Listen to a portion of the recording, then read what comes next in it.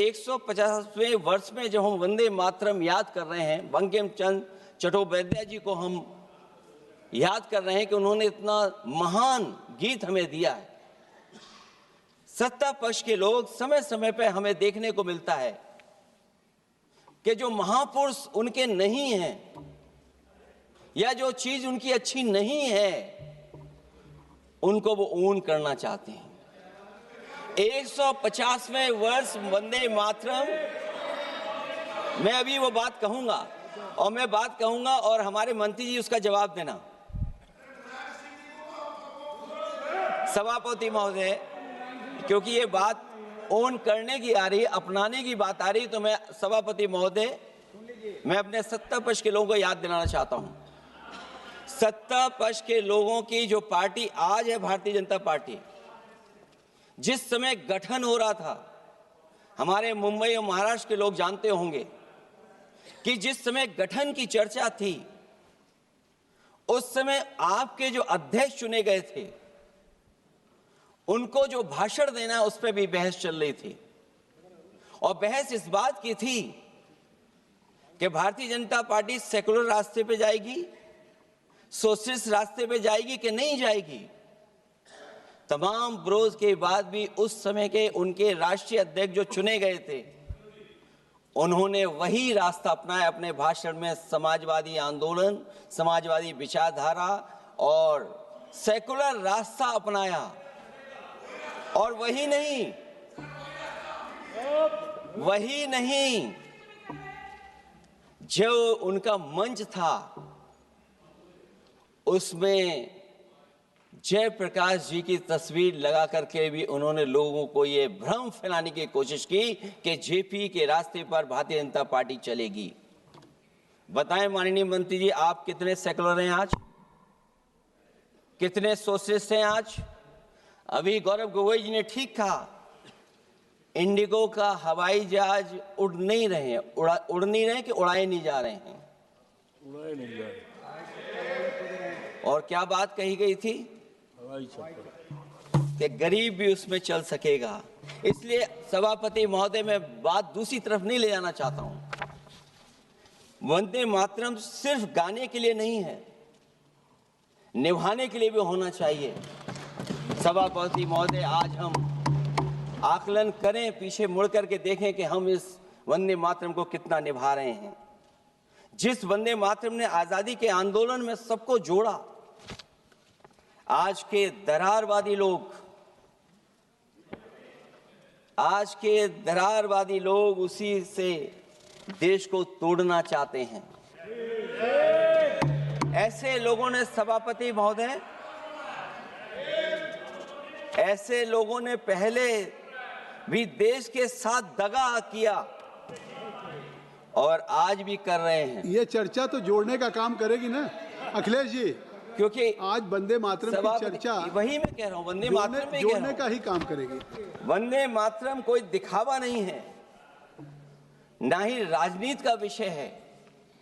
क्योंकि सभापति महोदय, हम जब ये चीज इनके विचारों से, इनके भाषणों से जब बाहर सुनते हैं तो ऐसा लगता है कि वंदे मातरम इन्हीं का बनवाया हुआ गाना है। जिन्होंने, सभापति महोदय, जिन्होंने आजादी के आंदोलन में भाग ही नहीं लिया है, वो वंदे मातरम का महत्व क्या जानेंगे। सच तो ये है कि सरफरोश लोग वंदे मातरम दिल से बोलते थे। उन आजादी के दीवानों के खिलाफ कुछ लोग अंग्रेजों के लिए जासूसी और मुखबिरी का भी काम करते थे। दरअसल ये राष्ट्रवादी नहीं बल्कि राष्ट्र विवादी लोग हैं। जहां विवाद करना हो, कभी अंग्रेज विवाद कर करके, डिवाइड कर करके, डिवीजन कर करके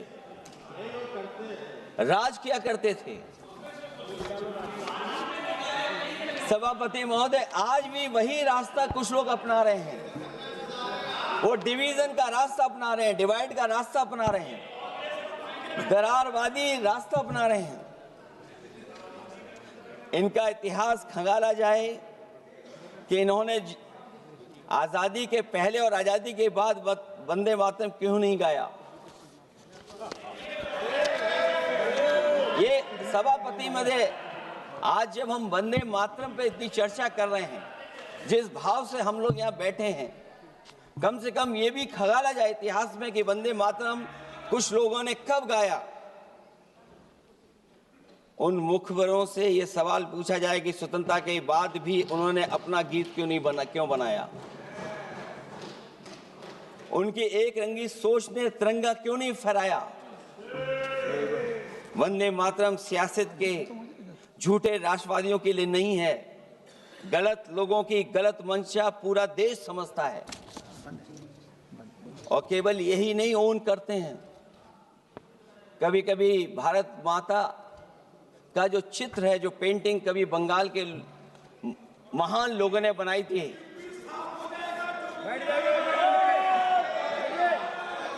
सभापति महोदय इनको देख लीजिए और फिर बैठ जाओ।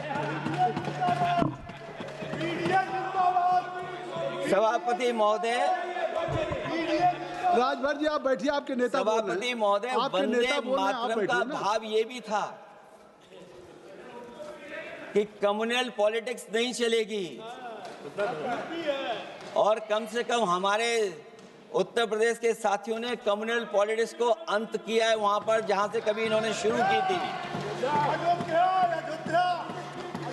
राजभर जी, और सभापति महोदय, वंदे मातरम एक भाव के रूप में हमारे अंदर बसा है, चाहे उसके शब्द न याद हों, चाहे अर्थ न मालूम हो, चाहे पूरा याद न हो, उस सच्चे भारतीय के अंदर देश प्रेम की भावना जगाने के लिए इसके दो शब्द ही काफी हैं। जो सच में देश की एकता और अखंडता चाहते हैं, जो भाईचारे को बुनियाद मानते हैं, उनके लिए दो शब्द भी पर्याप्त हैं जो इस वंदे मातरम से हमें मिलते हैं।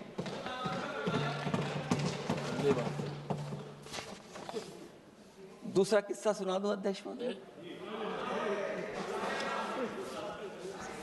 सभापति महोदय, इनका इतिहास खंगाल लीजिए, पूरा निकाल लीजिए। चुनावी सभाओं में कभी बाबा साहब भीमराव अंबेडकर जी की तस्वीर ये लोग नहीं लगाते थे। ये बात अगर सही हो तो बता दो। और ये तस्वीर कब लगाना शुरू किए?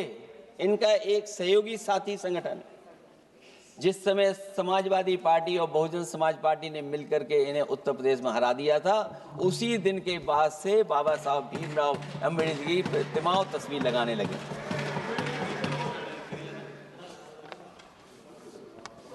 इसलिए सभापति महोदय, ये वंदे मातरम केवल गीत नहीं है, गीत के साथ साथ आज हमें ऊर्जा भी देता है। उस समय क्रांतिकारियों को ऊर्जा मिलती थी, एकजुटता का नारा था, हम साथ लेकर के चल रहे थे सबको, और देश के सभी लोगों ने जाति धर्म को भुला करके एक साथ मिलकर के वंदे मातरम के सहारे अंग्रेजों को भगाने का लगातार कोशिश की। और अंततः परिणाम ये हुआ कि जब देश जागा, वंदे मातरम के साथ साथ जय हिंद का नारा, इंकलाब जिंदाबाद का नारा लगा करके अंग्रेजों को इस देश से भगाने का काम किया। आज सभापति महोदय, जब हम चर्चा कर रहे हैं, हम कैसा देश बनाना चाहते थे और किस दिशा में हम लोग देश को ले जा रहे हैं। सभापति महोदय, मुझे अच्छा लगा कि प्रधानमंत्री जी ने वो बात याद दिलाई कि अंग्रेजों के जमाने में अगर बच्चे भी वंदे मातरम गा देते थे तो उन्हें देशद्रोही के कानून से जेल भेज दिया जाता था। आज जब हम आजाद हो गए हैं तो आज देखिए उत्तर प्रदेश में क्या हो रहा है कि जो प्राइमरी स्कूल है वो बंद किए जा रहे हैं। 26,000 से ज्यादा स्कूल बंद हो गए। और जब बच्चों को पढ़ाने के लिए हम लोगों ने जिम्मेदारी उठाई, पीढ़ी के समाज के लोगों ने जागरूक होकर के पढ़ाने की कोशिश की, तो कभी अंग्रेजों ने मुकदमा लगाया था बच्चों पर देशद्रोह का। आजादी के बाद भारतीय जनता पार्टी की सरकार ने वहां पर मुकदमे उन पे लगाए जो पढ़ने गए और जो पढ़ाने गए। तो इसलिए वंदे मातरम का भाव जो था उसी भाव से जुड़ करके हम सब मिल करके इस देश को और मजबूत करें। यही हमारी भावना है, यही हमारी सदस्यों की भावना है। जब हम 150वें वर्ष में याद कर रहे हैं तो वहीं हम ये याद करें कि जिस भावना से वंदे मातरम को हम लोगों ने देश के सामने गा गा करके अंग्रेजों को भगा दिया, ये देश कैसे मजबूत हो, एकजुट कैसे हो, बिना भेदभाव के और संविधान से कैसे चलें, क्योंकि ये संविधान से ही मिला हुआ हमें गीत है। इसलिए इस गीत के माध्यम से हम किसी पर टिप्पणी और किसी पर थोपने की कोशिश न करें और न किसी पे दबाव बनाने की कोशिश करें। आपका सभापति जी का बहुत बहुत धन्यवाद।